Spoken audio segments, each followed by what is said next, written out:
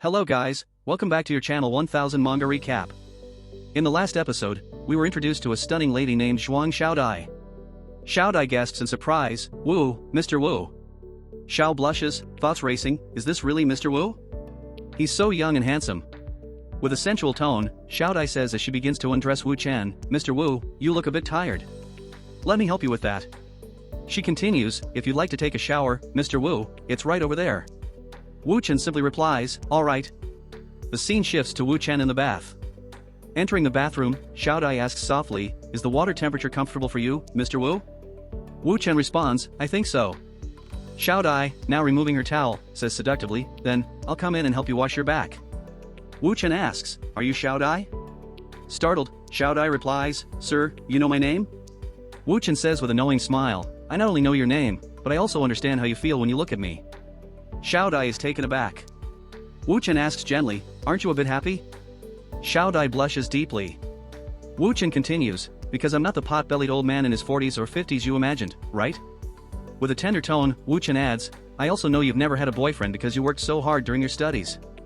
Without any experience, how will you serve me later?" Xiaodai begins to share her past. "My parents were buried in debt, over 5.7 million yuan.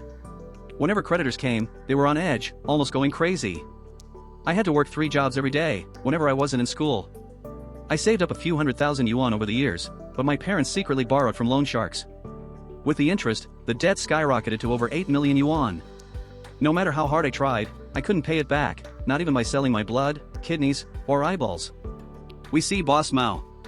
Boss Mao says, "Miss Zhuang, I've been watching you for a while. I want you to serve a big shot.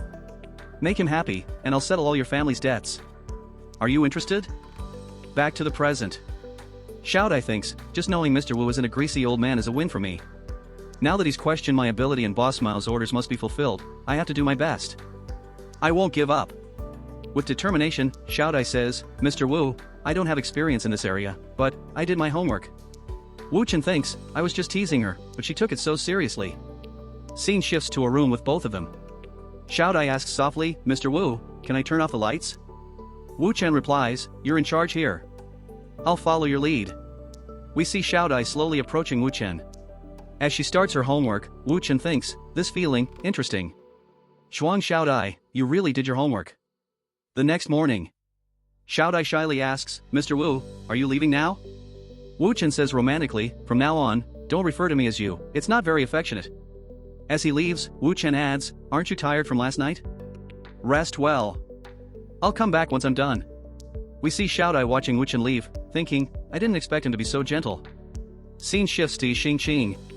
Xingxing says, "Teacher Wu, why don't you come to the house today? Xingxing is still waiting for you to teach her at home. Actually, I wanted to talk to you yesterday. I understand you don't have time to visit the Magic City often. I thought during the summer vacation, we could go to Donghai together, rent a house for you to teach her, and return when school starts." Wu Chen replies, "Going to Donghai? Aren't you worried that Ding Ruilong will find out you left the Magic City with your daughter without permission?" Xingxing is shocked, thinking, for so many years, no one knew what I went through or knew the name Ding Ruilong. Yet, this teacher Wu, this Wu Chen, knows. In the vast online world, I searched for a teacher, but he insisted on being hired. He knew Ding Ruilong and my relationship with him. It feels like I'm being manipulated. It's terrifying. We see Xingxing trembling. Wu Chen says, "Don't worry too much. Ding Ruilong doesn't care about many things. As long as you don't take Xingxing abroad, you should be fine within the country." Xingxing asks, "Are you trying to approach me?" Wu Chen replies, "What are you talking about? So, what about Don Juanto, should we discuss it?" Xingxing nervously thinks, does he know about the turning point in my life? Wu Chen says, "Let's talk somewhere else." We see a hotel. Xingxing thinks, what is this? We're going to a hotel to discuss? A worker asks, "Hello, sir. Do you have a reservation?" Wu Chen replies, "No reservation. Do you have an executive suite?" The worker responds, "Just a moment, yes sir, how many rooms?" Wu Chen says, "1 room." The worker asks, "Okay sir, may I see your ID card?" "Ma'am, yours too. Your room is on the 16th floor, and the elevator is over there." We see them heading to the elevator. Xingxing asks, "Mr. Wu, why did you choose this place?" Wu Chen replies, "It's safe here, the privacy is excellent, and no one will disturb you." Xingxing angrily says, "Are men always thinking those kinds of thoughts? can't you be like normal people? Suddenly, Wu Chen hugs He Xing tightly. He Xing is surprised. Wu Chen whispers, "Shoo. Once we're in the room, we'll talk properly." If you like my video, please share and subscribe.